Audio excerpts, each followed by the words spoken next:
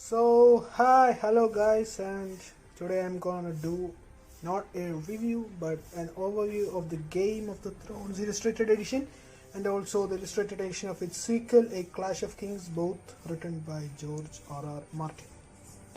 Now, before I start with this is the UK edition of the illustrated edition. There is another US edition which is much more, nicer looking than this in my opinion. But this is also nice with the silver border, but it's the same design for both the books. And there is a Storm of Swords. This is the 20th anniversary edition, and there is a Storm of Swords with the third book in the series. There is an illustrated edition which is coming out, which I hope to pick up sometime. And this is published by, let me see, the Harper Voyager books, and there is a foreword by John Hedgeman, who is that? No idea. And this is the 20th anniversary edition, so there are lots of special features for this book. This is a map of the entire Westeros, which is the entire known world of Westeros, and So I don't need to tell you the story of this because it's world famous.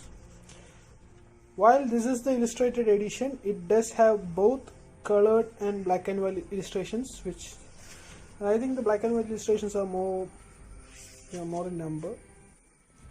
So let's flip through the pages, shall we? Now this is a nice way to read the... Yeah, there is the walker. Man, that's a sick illustration. So the prologue. I mean, this is much more easier to read than your stocky trade paperback like... see this. Ooh, that's hard to read. And the spine cracks. But there is no problem like that. Then this is Bran, this is Jon, I think. This is Jon with their cups, first chapter. So, yeah, I'll show you the color illustration. Yeah, that's the iconic scene where they, at least it's iconic for me, where they, adopt the wolf cups and all. One thing I had to say, these illustrations are not exclusively in this book, like with the Folio Society edition of the Game of Thrones and Clash of Kings, which are also similar illustrated edition but of much higher quality, and also they're much more expensive. These are also found in some calendars and trading cards and stuff. So I'll not show you all the illustrations because of spoiler territory, and I'll show you some of them. Yeah, there's Daenerys and Khal Drogo. What to say? This is George R.R. Martin's epic. Already prices has been heaped on it, and if you find some creases or it does look old, that's all fault of the shipping company. Indian shipping company which ships books sucks. Mostly Amazon sucks, Madras Shopee, all this. They don't care for books. That's what I say. They just ship without any care, and there might be dentists and something. It's worse with comics, but novels it's not there. And there's another illustration in the face of with the betrayers. Yeah, there was our favorite twin, Susie and Job, of course. Okay, so let's skip to the back of the book. There's a similar map of Westeros. There is acknowledgements. And the family tree. This is found in the trade paperback too. So that's not much of an upgrade you get, but I don't think there were that much emblems of the family. Oh man, this is a defect. It actually should be like this actually should be like this. Oh, that's okay. My book fell off anyway.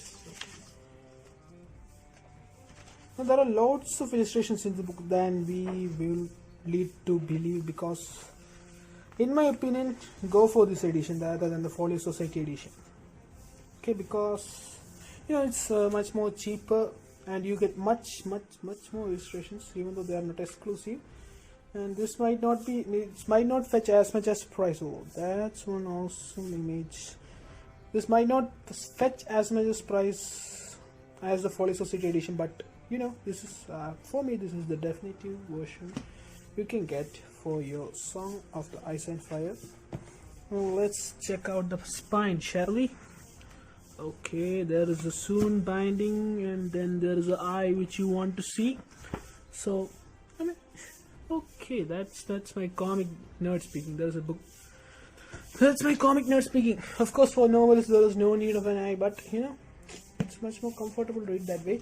And there is a shiny black bookmark. Where is it? Yeah, shiny black bookmark for your bookkeeping purposes and all.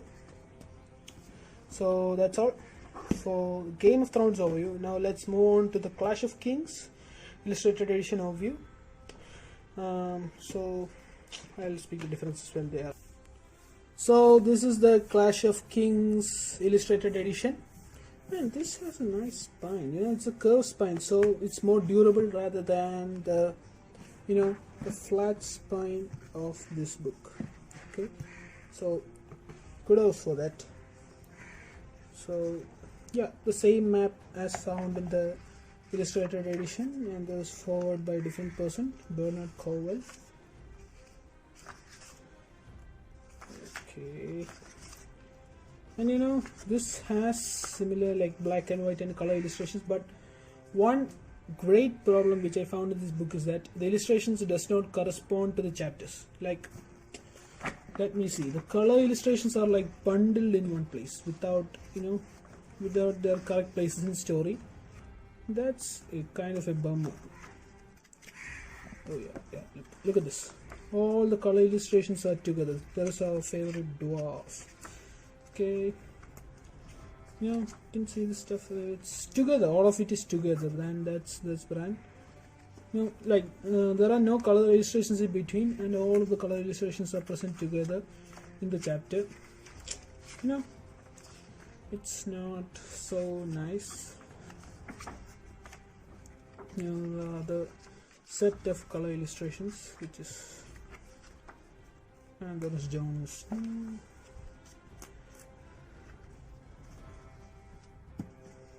So I think that's all. It has much lesser illustrations than that found in the Game of Thrones Illustrated Edition, but I don't know if it was the shipping difference or something.